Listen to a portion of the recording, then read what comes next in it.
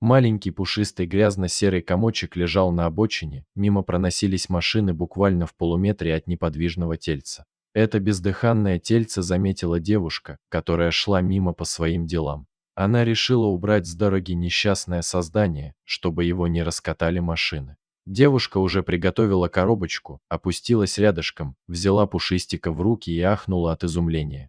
На нее смотрела пара разноцветных глаз, один небесно-голубой, а второй изумрудно-зеленый. Котенок, который казался неживым, подавал признаки жизни. Девушка посадила кроху в коробку и, не теряя времени, повезла котенка в ветклинику. На осмотре у доктора стало понятно, что с большой вероятностью малышка попала под колеса, потому что у нее был оторван хвостик. Кроха вся была в грязи и машинном масле.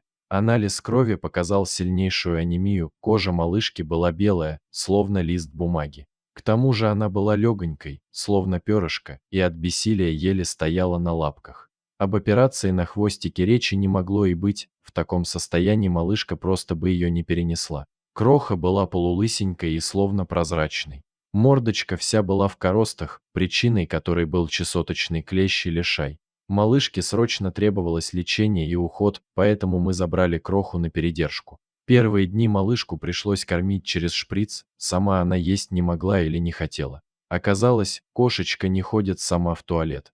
На повторном приеме в ветклинике УЗИ показала атонию мочевого пузыря. Живот был раздут настолько сильно, что кошечка была словно шар на тонюсеньких полулысых лапках, мочу необходимо отжимать вручную не менее 3 раз в день. И с опорожнением кишечника были сложности, малышка не контролировала процесс, и результат этого также оставался на лежанке. Мы составили график отжиманий, точнее отведения мочи, чтобы мочевой пузырь заработал как положено. Если бы было упущено время, то малышка никогда не смогла бы писать самостоятельно и все время бы потекала или необходимо было несколько раз в день отжимать мочу всю ее жизнь.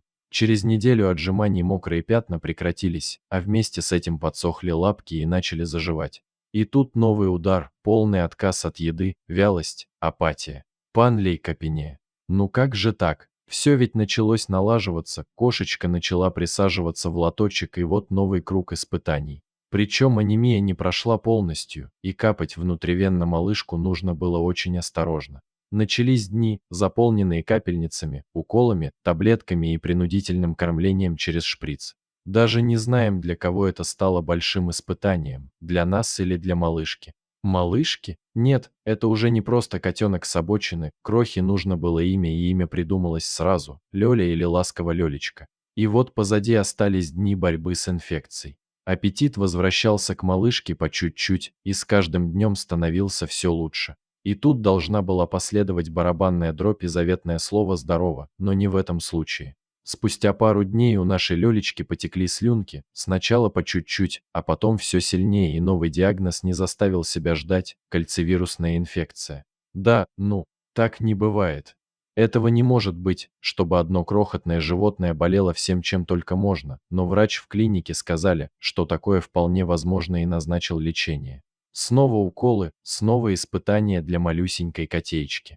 При этом мы ни минуты не сомневаемся, что малышка была домашней, она такая ласковая, такая замурчательная и ручная, такая разноглазая белоснежная нежность. Единственное, что осталось непонятным до сих пор, слышит ли это маленькое чудо. Ведь каждый раз, когда мы приходим на передержку, все кошечки с радостью нас встречают, а Лёля спит в своей карантиночке и просыпается только если подойти совсем близко. Мы все-таки больше склоняемся к мысли, что не слышит. Тогда все становится на свои места. Почему малышка могла попасть под колеса машины, почему лежала на обочине и не шевелилась, пока ее не взяли на руки? Кто же так зло поступил с этой беззащитной девочкой? Сколько ей пришлось голодать, чтобы дойти до истощения, от которого она не могла стоять на лапках?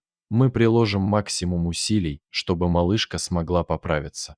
Сейчас малышка Лёля ходит сама в лоточек, обрастает новой шерсткой, долечивается ушной клещ и лишай. Перед нами уже не серенькое истощенное создание, а белоснежное пушистое чудо, которое уже сейчас настолько прекрасно и внешне, и внутренне, что, глядя на нее, невольно начинаешь улыбаться.